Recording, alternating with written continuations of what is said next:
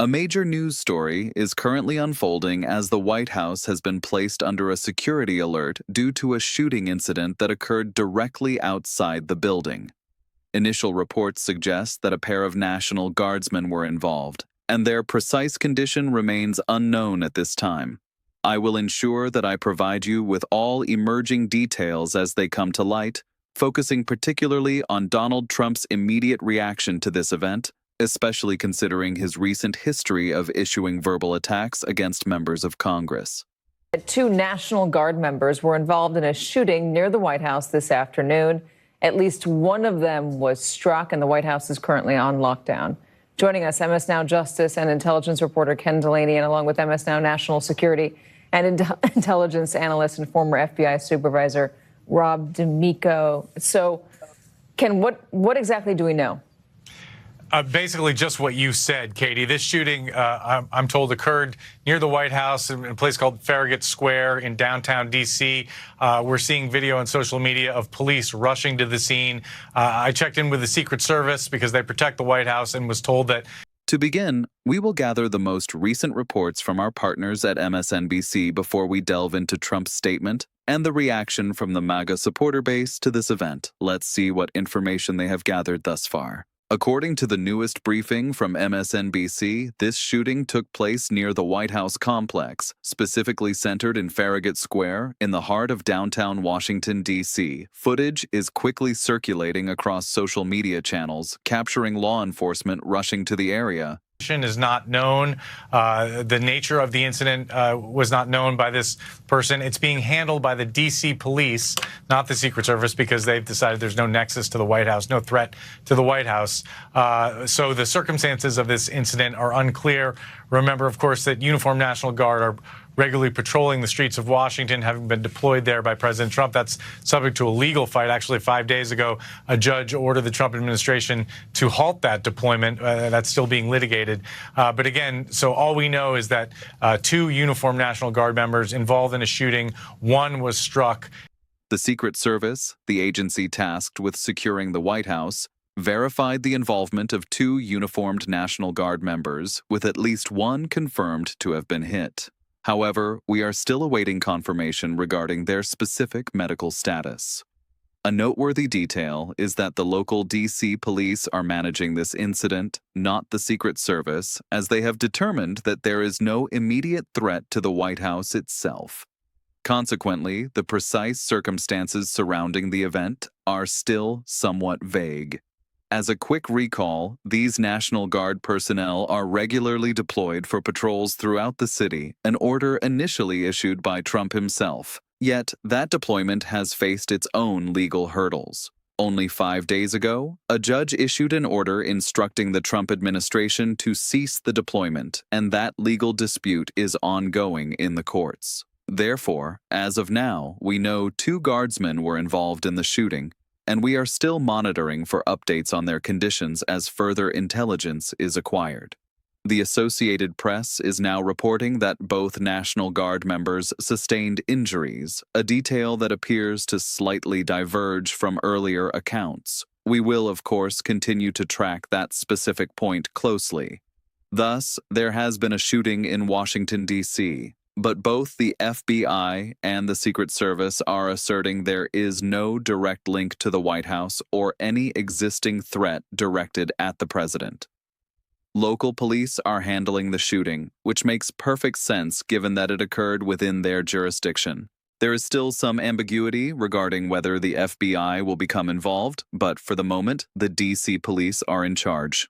Meanwhile, President Trump is not currently in D.C. He is enjoying a holiday break in Florida.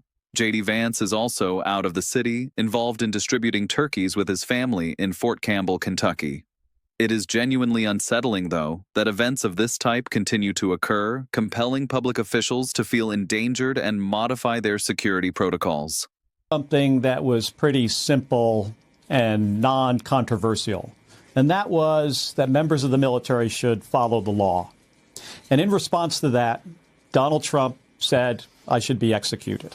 I should be hanged. I should be prosecuted. He even went on and said something about go get them. I guess sending a mob to round me and the other folks up. So this is, I think it says a lot more about him than it says about me. He doesn't want accountability. But, Rachel, I'm not going to be silenced. I'm not going to be intimidated. Just a few days ago, Trump was openly making intimidating comments targeting members of Congress. Now, those officials are operating under much more stringent security measures than previously. After receiving news of the shooting, Trump used Truth Social to release a statement that truly emphasized the seriousness of the situation. He expressed concern for the 2 National Guardsmen who were shot and are now in critical condition, offering his support to both the military community and law enforcement agencies. It is quite striking to witness these events unfold immediately outside the White House perimeter, particularly given the recent stream of political tensions. It truly feels off when Donald Trump disseminates messages of this nature. There is a clear impression that he is trying to project an image of being powerful and in control, prepared to challenge anyone. Naturally, accountability is critically important. No one disputes that. But after a week spent hurling threats at members of Congress, the statement just feels hollow and rings untrue. Frankly, every single time I observe a post from him, I cannot help but feel uneasy about whose personal safety might be compromised as a consequence. Let us not forget that he did not even acknowledge the assassination of Melissa Hortman publicly. He recognized the event, certainly, but failed to reach out to Tim Walz or offer any genuine sympathy to her grieving family. He simply moved on quickly. For the past 60 days, his administration's focus has been on threatening and hounding progressives, liberals, and Democrats, issuing warnings that if they did not erect monuments to Charlie Kirk, he would come down hard upon them. I don't wish to excessively dwell on his prior statements, but if we choose to disregard this sort of inflammatory language, how can we realistically hope to confront, challenge, or alter this toxic political environment that serves as a breeding ground for violence? Whenever an incident like this takes place, it's impossible not to think about it. I mean, given all the threats he has directed at Congress, it occupies my every thought. It's also frustrating to see that the political right still insists on adopting the posture of the victim in these circumstances. I truly do not want to dig too deeply into Trump's past actions. Yet, it is difficult to ignore that he was the individual who incited his own supporters against Capitol Police officers. Those very same brave men and women are the ones currently responding to this shooting. I can only imagine the difficulty they must face in believing that Trump genuinely supports them when he offered pardons to the very individuals who committed acts of violence against them. While this may not appear directly relevant to the current breaking news, it is crucial to seriously reflect on the rhetoric coming from the right and their attempts to intimidate, because it remains a significant concern for me. It resonates deeply, and observing all these recurring patterns can be incredibly unsettling. Therefore, when I initially heard about the shooting in Washington, D.C., my immediate thought turned to Donald Trump's most recent social media post. It is hard to extract any sense of reassurance from those words.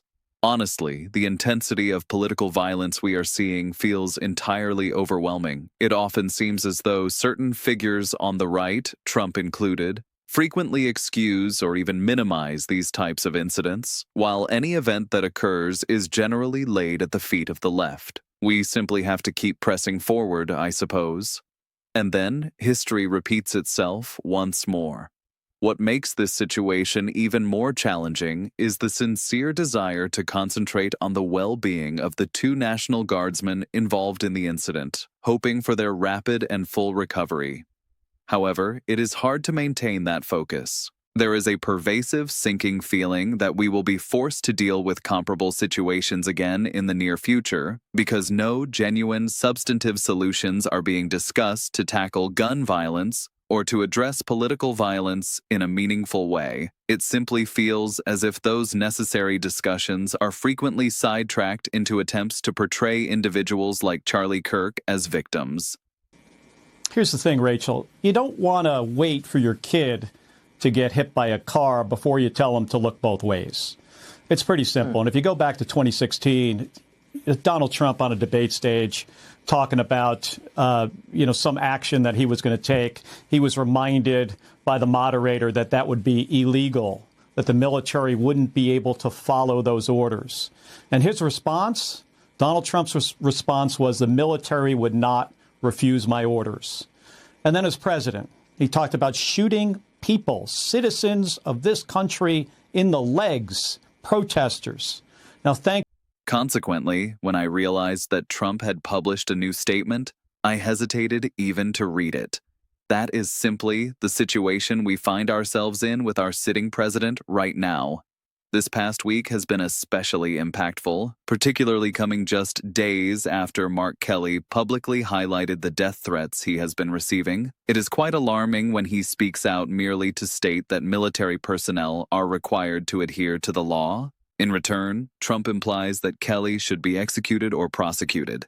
He even suggested inciting a crowd against Kelly and others, which honestly reveals far more about Trump's character than it does about Kelly's. It is clear that Trump is deliberately avoiding taking responsibility. But Kelly is standing firm, making it absolutely clear that he will not be cowed by these aggressive threats. When Rachel inquired whether there were specific concerning orders that prompted him to create this video, Kelly strongly emphasized the importance of not waiting for a tragedy to occur before reminding people to exercise caution and judgment. Thinking back to 2016, the situation was much the same. Trump was openly discussing actions he intended to carry out on stage. When the moderator reminded him that those actions could potentially be illegal, it served as a stark reminder that accountability in these important matters has been severely lacking for too long. So, here is the basic outline, everyone.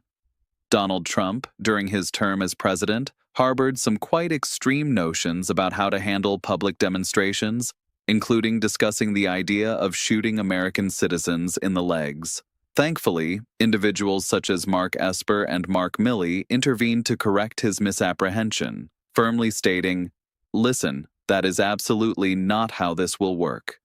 Now, he has been openly discussing the Insurrection Act and deploying troops to various cities, almost suggesting he is considering utilizing them for training exercises within our own domestic borders. I mean, it is honestly challenging to comprehend this level of thought. In the meantime, we have people gently reminding everyone within the military structure that they have inherent support, that accountability is a fundamental principle, especially within the federal government apparatus. And after all this, Trump turns around and declares that certain people should be hanged. What a genuinely stunning declaration, isn't it? This naturally brings up a crucial point concerning the promise that we've got your backs. If you are an enlisted service member somewhere and you are confronted with an order that feels wrong or clearly illegal, let's assume you are stationed with Southern Command, you might legitimately wonder what that promised support truly translates to in a practical, real-world sense. Based on my own perspective, having spent 25 years in the Navy and flying 39 combat missions over Iraq and Kuwait, I can assure you that while service members are legally obligated to follow all lawful orders, they must also understand exactly when they need to take a stand against illegal ones. The core issue is really about using one's common sense to distinguish between the two. It is critically important for our military personnel to know they possess the right to speak up when something feels morally or legally incorrect. Congress understands this. This current president does not appear overly concerned with respecting the Constitution or upholding the rule of law. Honestly, I cannot conceive of any act more truly patriotic than standing up for what is right and just. This is especially true now, when it is abundantly clear that this administration is significantly missing the mark. You know, the current level of pure intimidation permeating our political life these days is honestly quite disturbing. It is genuinely difficult to believe he would utter such things out loud. That is precisely why I felt compelled to produce this video, as I am still struggling to process and fully comprehend everything that has happened. It is difficult to articulate the right words when I am feeling this way, But I cannot stop thinking about how we can possibly begin to move forward from all this continuous chaos. It is absolutely essential to take a moment to reflect upon every single thing Donald Trump has said, particularly just over the course of the past 7 days, when we discuss the significant changes we urgently need to implement in our political landscape. We will definitely continue these important discussions right here on this channel. If you wish to join us on this journey, please feel free to click that subscribe button and give this video a simple like. If you have stayed and watched all the way through until this point, please drop a blue heart emoji in the comments section below. We are also extending our most sincere thoughts and prayers for a swift and complete recovery for those two brave National Guardsmen. And naturally, we will keep you fully informed as this situation develops further.